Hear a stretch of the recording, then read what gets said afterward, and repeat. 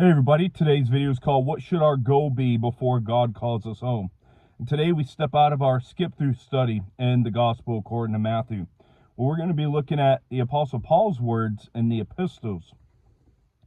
And we're coming to the end of a year, and every time we come to an end of the year, it makes me reflect back of who's no longer with us in this earthly realm. I mean, in Christianity, it's been a big year for 2025. We've lost many faithful preachers this year. John MacArthur, Vodi Bakum, and some others.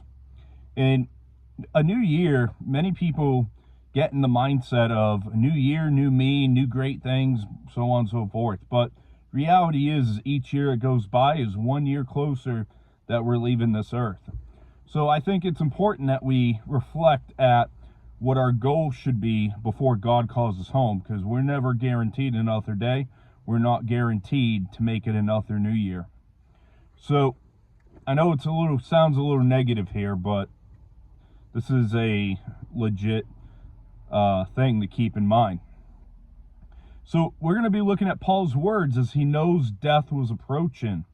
And we should take Paul's words and we should use them as like a self-audit on ourselves. We should audit ourselves to see if we are, prepared for that moment. And, are we doing the right things now that will prepare us for that moment? So this is going to be our 22nd Topical Saturday of 2025. And this is possibly one of the last ones, if not the last one. And so we're going to be looking at just a couple verses in 2 Timothy. And we're going to be going to 2 Timothy chapter 4, verse 6 through 8. And I'm going to actually read all three and then go through each verse individually. So 2 Peter 4, verse 6 through 8. For I am already being poured out as a drink offering, and the time of my departure is at hand. I have fought the good fight. I have finished the race. I have kept the faith.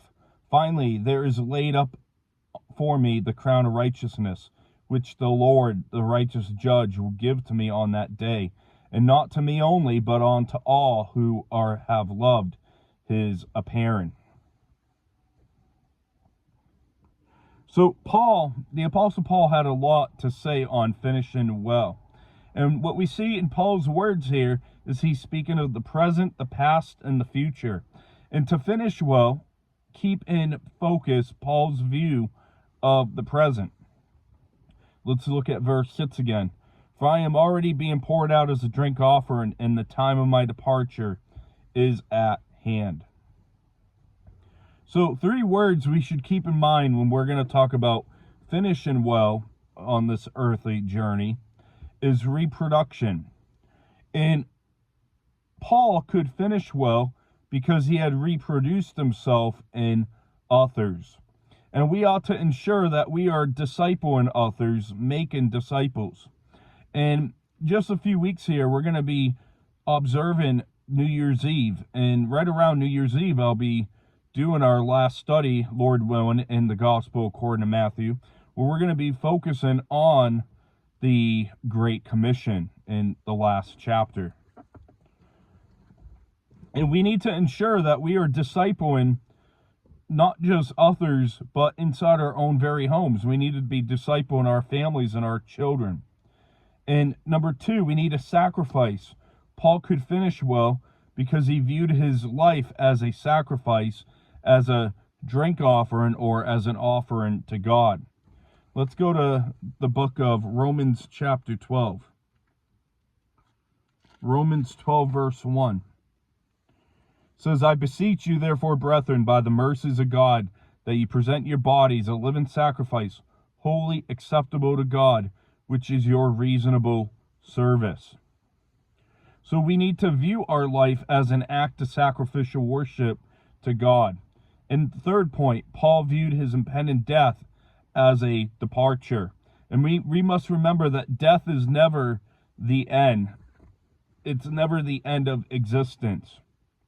But it's a separation of the soul from the body. Let's go to the book of Philippians. Philippians chapter 1.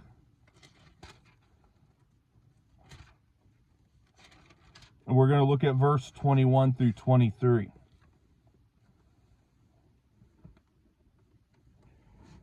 says here, "For to me to live is Christ, and to die is gain.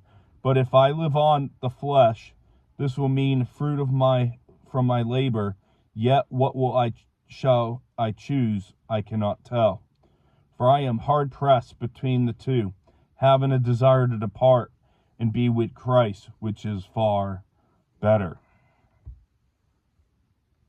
So remember, to depart and to be with Christ is much better for us. And we can have the same feeling as the Apostle Paul, where he says, "I'm hard pressed between the two, having a desire to depart and be with Christ, which is far better. But for me to live is to live for Christ, and to die is gain. But if I live on in the flesh, this will mean fruit from my labor. Yet what I shall choose, I cannot tell."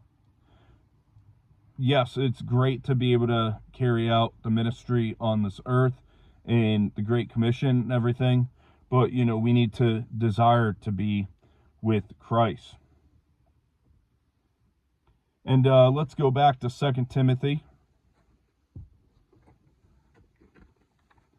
We're going to look at 2 Timothy 4:7. "I have fought the good fight, and I have finished the race. I have kept the faith." So, verse 7, to finish well, take a look of the past. And the one good thing about New Year's is taking a look at the past year and doing, like I said, a self-audit on ourselves. We must reflect our goals and our gifts that we put to use. Even during our hard trials and storms now, we need to look up to Christ and know that he will bring us across that finish line of them. And then 2 Timothy 4:8, "Finally, there is laid up for me the crown of righteousness, which the Lord, the righteous judge, will give to me on that day, and not to me only, but to also all who have loved his appearing." So the Apostle Paul could finish well because he had hope to meet the Lord, our righteous judge. Let's go to Romans chapter 8, verse 1.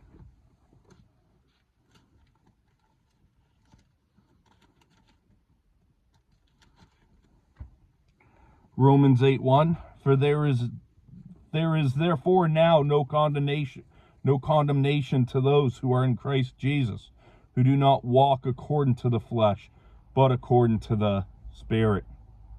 So we have no condemnation in Christ.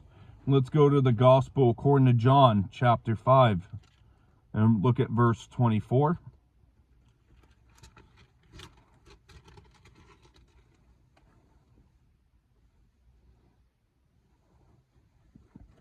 John 5:24 says, "Most assuredly I say to you, he who hears my word and believes in him who sent me has everlasting life, and shall not come into judgment, but has passed from death into life." So when we believed on Christ, we passed out of death and into life, and we don't come into judgment. And when we believe on Christ, his works, and the person of Christ, we are credited with his righteousness. Let's go to Romans chapter 3.